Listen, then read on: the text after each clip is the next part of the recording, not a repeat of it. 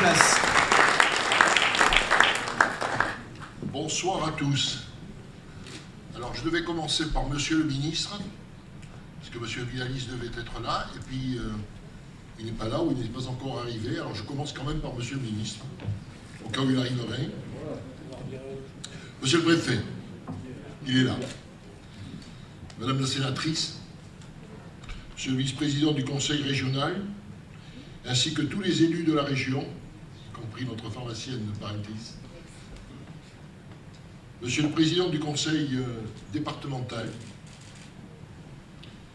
Monsieur le Président de Mont-de-Marsan Agglomération et Monsieur le maire également de Mont-de-Marsan, Madame la Vice-présidente du Grand Axe Agglomération, Mesdames et Messieurs les maires, Monsieur l'administrateur général des finances publiques, qui est toujours là, Monsieur...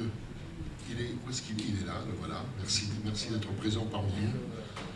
Madame la directrice départementale de la Directe, Mesdames et Messieurs les représentants des autorités civiles et militaires, Monsieur le Président de la Chambre des métiers et de l'artisanat, son directeur général également, qui est là, présent parmi nous, Monsieur le procureur de Mont-de-Marsan, Monsieur le Président du tribunal de commerce de Mont-de-Marsan, Madame la présidente du tribunal de commerce de Dax, mais je n'ai pas dit l'ex-future, puisqu'elle est encore présidente jusqu'à demain. Merci d'être là ce soir. Et puis, Monsieur le directeur de la Banque de France, Monsieur Savary, qui est toujours parmi nous. Merci, Monsieur Savary, d'être là. Mesdames et Messieurs les chefs d'entreprise, les membres de la CCI, Madame la présidente du Conseil des prud'hommes de Mont-de-Marsan, qui est une grande figure de la CCI également. Merci d'être là. Monsieur le Président du MEDEF, les représentants des syndicats professionnels et des associations de commerçants, Monsieur le représentant de l'Ordre régional des experts comptables, Madame et Monsieur le bâtonnier de Dax et de Mont-de-Marsan, Mesdames et Messieurs les représentants de la presse, ils sont là, Sud-Ouest est là, je l'ai vu tout à l'heure. Donc j'ai le plaisir de m'adresser à vous pour cette cérémonie des vœux et de vous souhaiter, au nom des membres de la CCI et en mon nom personnel, une formidable année pour vous-même, vos familles, vos entreprises et vos institutions. Chers amis, comme le veut une tradition bien établie dans cette maison, je vais d'abord commenter la conjoncture économique de manière synthétique avant de traiter les priorités 2018 de la CCI. Alors, j'ai essayé de raccourcir au maximum et d'essayer d'être le plus clair possible dans nos explications. J'inviterai ensuite à s'exprimer, bien évidemment, Monsieur le Président du Conseil départemental, Monsieur le Vice-président du Conseil régional et bien sûr Monsieur le Préfet des Landes. Avant cela, je souhaitais rendre hommage à la mémoire du Président Emmanuelli, dont l'action et le caractère ont marqué notre département et certainement beaucoup d'entre nous. Henri Emmanuelli avait aimé notre terre landaise, qu'il avait adoptée, et a beaucoup fait pour l'économie et de nombreuses entreprises, notamment dans le secteur de l'industrie. Il était un passionné de l'industrie. Pour lui, c'était l'industrie qui comptait, quand l'industrie allait, tout le reste allait. Il était visionnaire, a su engager des investissements structurants sur le port de Bayonne et du sud des Landes, se mobilisa pour soutenir et préparer l'avenir de l'industrie agroalimentaire avec Agroland, et fut très présent avant et après la tempête Clos pour les activités papetières, sans compter tout ce qui a été fait par lui et tous ses services pour le groupe Gascogne. Il a un coup de chapeau toujours à M. Poutière. Il pensa également la zone Atlantique Sud et s'intéressa encore récemment au tourisme avec le grand projet de Golfe de Tos, pour citer quelques autres de ses initiatives. Ce projet de Tos, il n'est pas abandonné, et on y travaillait tous derrière parce qu'on pense, nous aussi, que c'est un projet structurant, important pour le développement de l'économie landaise. Chacun connaît et respecte son parcours et ses engagements au plan national. Son autorité fut souvent bénéfique pour mobiliser des investissements majeurs, comme une bonne part des financements de la 2 fois 2 voies entre Saint-Jean-de-Marennes, Dax et Mont-de-Marsan, dont on ne dira jamais assez combien cet axe est essentiel à la dynamique de notre territoire. J'ai eu l'occasion, il y a quelques semaines, de dire à Monsieur le Président Fortinon que la volonté de la CCI de poursuivre avec le conseil départemental les collaborations que nous avions entreprises avec M. Emmanuelli.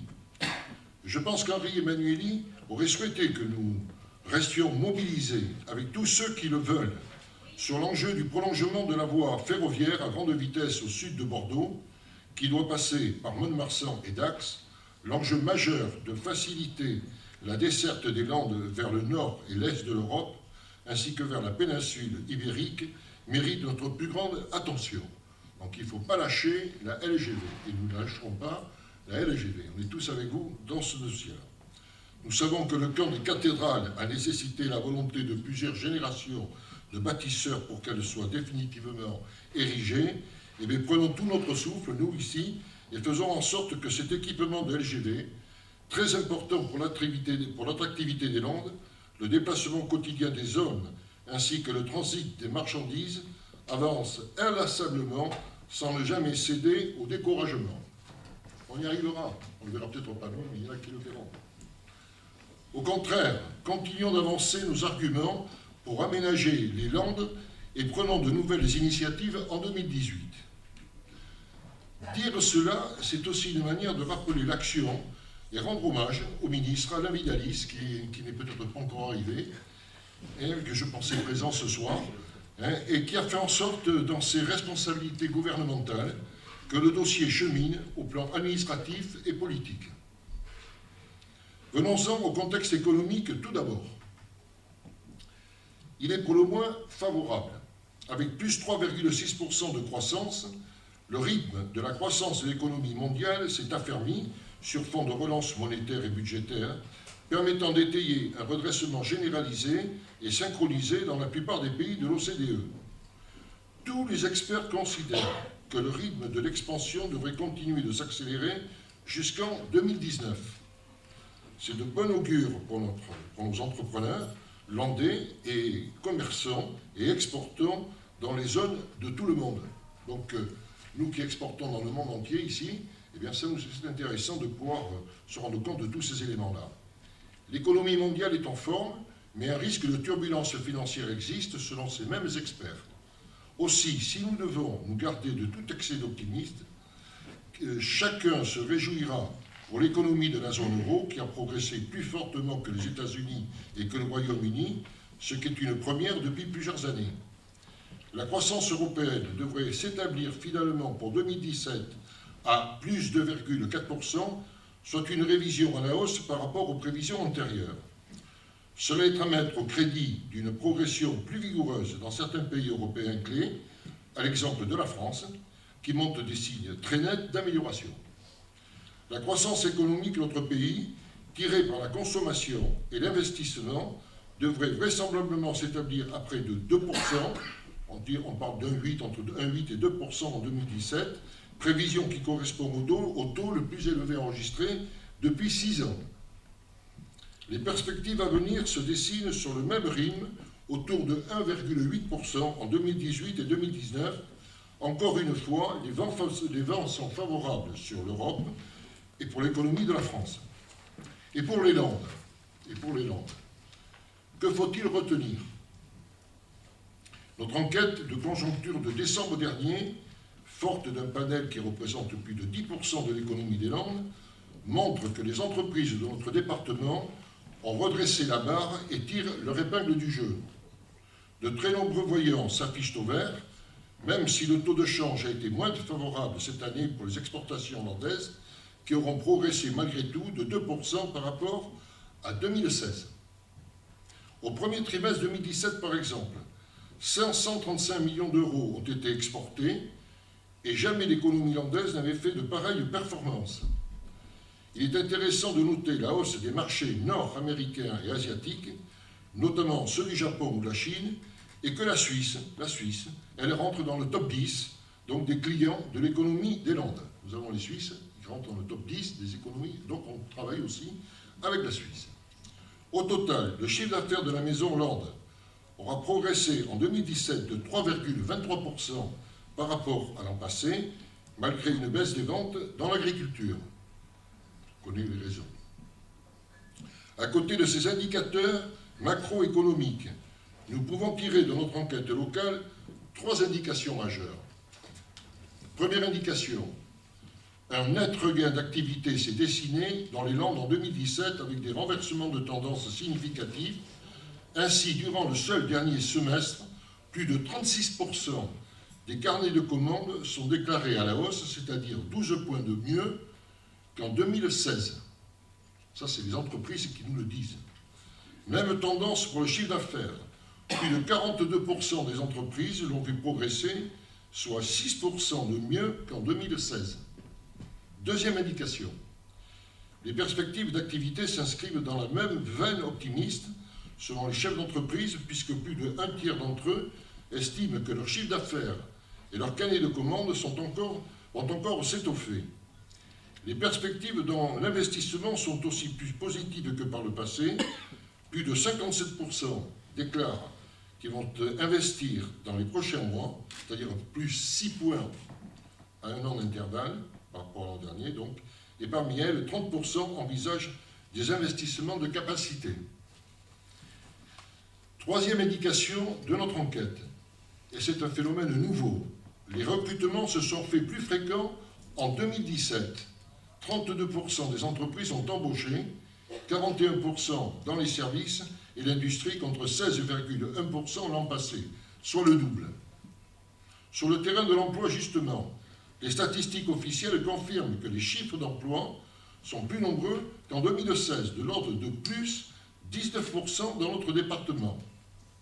Malgré une amélioration, nous constatons malheureusement, et c'est ça qui est incroyable, nous constatons malheureusement que le nombre de personnes en recherche d'emploi a augmenté en un an de 5,5%, portant le nombre total de demandeurs d'emploi à 36 700 dans les Landes fin novembre 2017. C'est-à-dire que d'un côté, on a une demande de plus en plus importante, et de l'autre côté, eh bien, on a de la recherche d'emploi. Enfin, et j'espère que les entrepreneurs présents, alors je pense quand même, je ne l'ai pas écrit, mais je le pense vraiment que ça vient aussi du fait de cette démographie forte que nous avons dans les Landes, de cette augmentation de la population qui est là et qui engendre automatiquement des nouvelles demandes d'emploi. Mais ça, c'est la force de notre département, c'est-à-dire qu'on a de plus en plus de personnes qui viennent y habiter. Enfin, j'espère que les entrepreneurs présents dans cette salle comprendront que je privilégie le secteur du canard et de la volaille dans ce temps de prise de parole. Je pense qu'il est en effet opportun que nous nous félicitions tous que les entrepreneurs de la filière se relèvent doucement dans les Landes après 2 années de crise consécutives liées à l'épizootie aviaire. Les organisations professionnelles de la filière ont fait leur travail. Les pouvoirs publics, État et collectivités territoriales, État, collectivités territoriales, les finances publiques, etc., la Banque de France, tout le monde a travaillé en collaboration pour essayer de trouver les bonnes solutions, ont été présents. Un ministre même de l'Agriculture est venu et a pris dans cette salle des engagements qui ont été suivis des faits, en partie, presque tout, mais en partie. Et les professionnels ont progressé en matière de biosécurité pour faire reculer la menace qui reste pour autant en embuscade. La menace est toujours là, il ne faut pas lâcher, il faut y être, mais je sais que toutes les précautions qui ont été prises montrent aujourd'hui que c'est de moins en moins, on espère que ça sera de moins en moins dangereux et qu'on va s'en sortir. Aux côtés du CIFOG, aux côtés du conseil départemental, je suis heureux que la CCI ait su réunir la filière aval, écouter ces demandes particulières et les faire valoir, notamment auprès de monsieur le préfet des Landes, qui a été à l'écoute, qui est intervenu positivement à chaque instant. Quoi qu'il en soit, monsieur le préfet, je vous en remercie très sincèrement. L'action de la CCI en 2017 et ses priorités 2018. Bien évidemment, ce qui compte pour une entreprise, c'est quoi? C'est sa capacité à s'adapter, à concevoir et savoir vendre des produits et des services qui créent de la valeur et apporter une satisfaction durable à ses clients et à générer des résultats économiques profitables. C'est aussi son capital humain, sa richesse immatérielle, l'imagination de ses dirigeants et de ses collaborateurs pour innover et devenir plus digital, ses solides relations partenariales et sa responsabilité en matière environnementale. Il en va désormais de même pour une CCI, Et c'est vers cela que nous devons tendre, ici à la CCI en 2017 et 2018. En 2017, la CCI des Landes s'est ainsi appliquée à développer fortement sa présence sur le terrain de l'entrepreneuriat landais. L'ensemble de ses services aura été en contact direct avec 5681 entrepreneurs landais, soit une augmentation sensible de plus de 16% par rapport à 2016. Alors je dis ça pour ceux qui me disent de temps en temps à quoi ça sert la CCI. Mais voilà, tiens, 5681 entrepreneurs qui sont venus nous demander un coup de main, quel qu'il soit, à la CCI. C'est très important. Le chiffre d'affaires de l'ensemble des prestations de la CCI, issues notamment de l'ensemble de nos activités de soutien et d'appui aux entreprises, ainsi que de formation continue, représente 2 millions d'euros. Et le résultat d'exploitation de l'exercice 2017 sera à nouveau positif si je me fie aux résultats du troisième trimestre et aux estimations actuellement en cours de consolidation.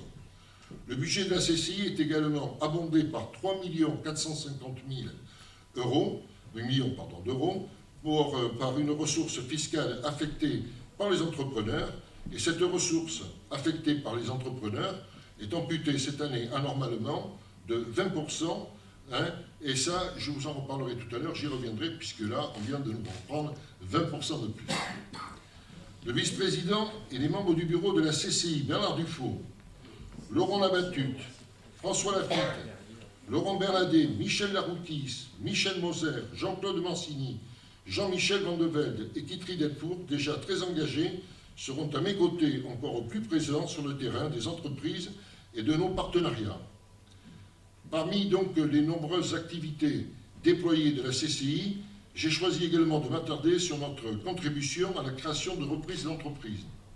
Je souhaite en effet valoriser un dispositif essentiel parce qu'il est particulièrement efficace depuis un peu plus de 10 ans et que nous l'avons initié avec le conseil départemental, la chambre de métier et la boutique de gestion landaise. Vous aurez certainement compris qu'il s'agit de la plateforme landaise Prêt d'honneur. Initiative Landes qui confirme en 2017 une forte progression du nombre de porteurs de projets d'entreprise accompagnés et financés.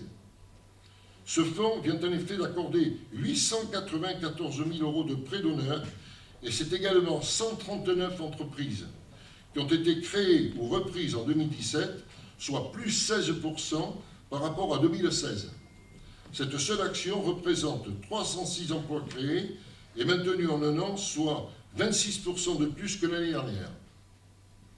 Initiative Landes est un exemple de partenariat réussi qui mobilise, avec les partenaires publics déjà cités, tous ceux qui ont rejoint ce fonds pour l'abonder. Alors il y a des banques, il y a le Crédit Agricole d'Aquitaine, la Banque Populaire d'Aquitaine, Centre-Atlantique, la Caisse d'épargne d'Aquitaine, Poitou-Charentes, la Société Générale, le Conseil régional d'Aquitaine et la Caisse des dépôts et consignations, le réseau ECTI étant étroitement associé au suivi des entrepreneurs avec nos propres collaborateurs.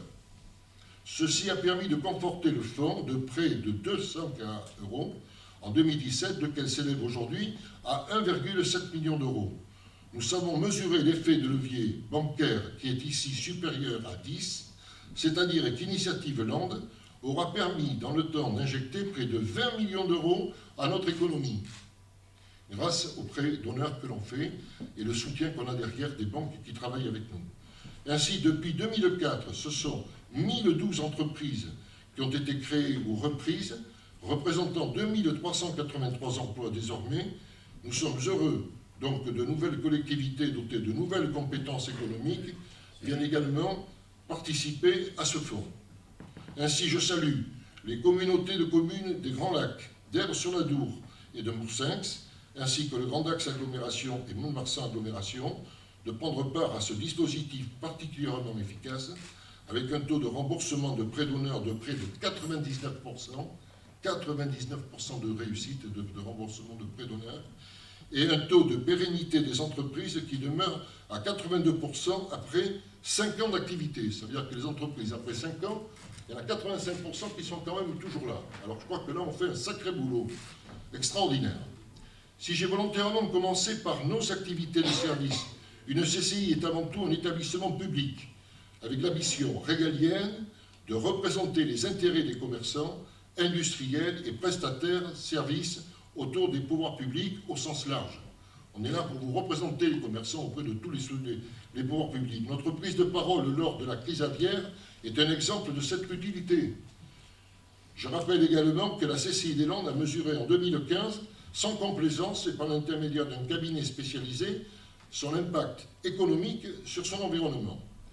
À l'heure où l'ensemble des acteurs publics sont invités à rationaliser leurs coûts et interventions, la CCI a démontré, à partir d'une méthode dite Thésaurus-Bercy, mise au point avec ce même ministère, qu'elle crée un levier de 10 sur les économies des Landes, c'est-à-dire que les effets démultipliés de son action et de celle de ses coûts sont 10 fois plus importants que son propre coût. Il faut le savoir, 10 fois plus, c'est-à-dire que quand on coûte 10, on rapporte ça. C'est de service. C'est comme ça, c'est pas nous qui le disons, ce sont les études. Et aujourd'hui, on était 3 chambres de commerce en France à avoir fait cette étude, et aujourd'hui, c'est toutes les chambres de commerce de France qui font cette étude, parce qu'ils se rendent bien compte aussi qu'il fallait qu'ils trouvent un moyen d'expliquer qu'ils servaient à quelque chose. On dit tellement que les CI ne servent pas à grand-chose, alors je le dis quand même fortement, et très ouvertement, et gentiment. J'aimerais que chacun réfléchisse donc... J'aimerais que chacun réfléchisse à cette productivité au moment où le gouvernement décide d'amputer les CCI de 150 millions de leurs ressources, non pas pour générer une baisse de taxes des entreprises, mais tout simplement pour combler donc le déficit public. Je note que les 3 autres CCI qui ont le même résultat que nous d'analyse ont obtenu des résultats équivalents, ce qui nous a fait dire que prélever 150 millions d'euros dans le budget de CCI risque de générer un manque à gagner de 1,5 milliard d'euros au niveau de notre macroéconomie française. Ces ressources manqueront pour la création d'entreprises, le développement de l'apprentissage et l'enseignement supérieur dans nos territoires, avec un grand risque de mise en difficulté du premier réseau national des grandes écoles de management, HEC en tête. De même, ces prélèvements vont altérer ce que nous faisons en matière d'innovation, de développement durable, de soutien au commerce et au tourisme ou encore à l'exportation. Et permettez-moi de vous dire que ce n'est pas parce que les CCI sont bien gérées et qu'elles dégagent des capacités d'investissement qu'il faut vider leur caisse démesurément de plus de 150 millions d'euros en 2018, après un premier prélèvement de 670 millions, donc en 2014. Mettre ainsi en difficulté les CCI sans mesurer la portée de telles mesures, c'est non seulement impacter les résultats de services qui y sont trouvés et ce qu'ils apportent à l'économie de notre territoire, mais c'est aussi affecter la motivation des dirigeants que nous sommes, des 50 élus de la CCI des Landes, qui donnent bénévolement beaucoup de leur temps pour faire progresser les idées de l'entrepreneuriat au sein de nos établissements publics. Comment faire en sorte que les jeunes Landais trouvent à leur porte une école de design soutenue par une formidable fondation, ainsi qu'une école de management et une toute dernière école de numérique, sans le savoir-faire, le travail en réseau et la prise de risque des patrons d'entreprises qui se succèdent depuis de nombreuses années au sein de la CCI. Nous avons une idée à l'esprit pour ces écoles, promouvoir des enseignements professionnels adaptés à la forte évolution des entreprises et de leur organisation. Battons-nous donc tous pour créer cette valeur localement, proposons à nos jeunes des formations innovantes et gardons-les sur notre territoire. Pour cela, faisons en sorte que la taxe d'apprentissage de nos entreprises soit versée le mois prochain et soit affectée au financement des écoles que nous gérons ensemble, et ayez le bon réflexe CCI si vous croyez à ce que nous faisons dans les Landes. Nous croyons à l'initiative économique de proximité pour nos territoires et pensons qu'une néo-concentration de la vie économique dans 15 métropoles françaises serait une ineptie qui conduirait à freiner l'activité et à développer le chômage dans les territoires comme les Landes. Nous sommes favorables, bien évidemment, et vous le savez, pour participer aux efforts d'économie. On va économiser nous aussi. On sait qu'il faut économiser, et on économisera. Et du bien commun. Mais nous sommes également prêts à relever tous les challenges qui s'offrent à nous avec une grande volonté pour arriver à faire toutes ces réductions. Mais je le dis clairement, qu'on nous laisse travailler dans des conditions normales et que chacun fasse la même preuve de son utilité économique. Monsieur le préfet, Monsieur et Mesdames les présidents, Mesdames et Messieurs, chers amis, la CCI est mobilisée, et ses membres élus en particulier. Elle va continuer en lien étroit avec les services décentralisés de l'État, le Conseil régional Nouvelle-Aquitaine, le Conseil départemental des Landes, les communautés d'agglomération et de communes, et les autres chambres consulaires, chambres de métiers et chambres d'agriculture. Je suis allé au-devant des présidents de communautés de communes et d'agglomération. Je compte continuer de le faire parce que nous les considérons comme des partenaires et qu'ils ont un rôle extrêmement important. Et je redis en particulier à M. Daillot, que j'ai rencontré récemment, notre détermination à bien travailler avec Mont-de-Marsan Agglomération dans tous les secteurs de l'emploi et de la formation supérieure. Je pense que nous pouvons encore mieux travailler en réseau, mettre réellement en commun des compétences plutôt que de dupliquer des postes et faire des économies de fonctionnement qui seront profitables aux feuilles d'impôt des entreprises et finalement bénéfiques à l'emploi créé. En 2018, nous espérons que le chômage encore trop important reculera et que l'utilité majeure des entrepreneurs et des CCI sera mieux comprise. Souhaitons ici que la confiance dans l'économie progresse et soyons fiers dans nos magnifiques Landes. Ayons également de l'ambition pour notre territoire et continuons de nous mobiliser pour la LGV Sud-Europe Atlantique au sud de Bordeaux. Ça, vous allez vous en rappeler, j'en ai parlé de la LGV ce soir. Je souhaite enfin remercier les membres du bureau et de la CCI tout entière, notre directeur général, Michel Ducassé, et l'ensemble des collaborateurs qui s'engagent avec sérieux et enthousiasme. Et je l'ai déjà dit et je le répète, ils sont tous précieux et ils constituent tous une équipe d'hommes et de femmes pour entreprendre dans les Landes. Enfin, vous me permettrez de rendre un hommage particulier en fin de cérémonie. Je vous demanderai en effet de respecter quelques instants de silence en mémoire de l'un de nos étudiants de l'école de design, Marceau Janson, qui a perdu la vie dans une collision automobile la semaine dernière. Marceau allait fêter ses 21 ans en famille, à Angoulême, quand sa vie s'est achevée brutalement sur la route de Trinsac. Nous sommes allés samedi dernier soutenir sa famille, la famille de Marceau Janson, cette famille exemplaire, pleine d'humanité, et partager la peine de ses proches, de ses parents extraordinaires, avec l'encadrement de l'école, avec les enseignants, et ainsi que de très nombreux étudiants de l'école qui étaient présents et qui voulaient partager ce dernier instant avec lui. Nous vous prions donc de rendre maintenant ce petit hommage silencieux à notre cher Marceau.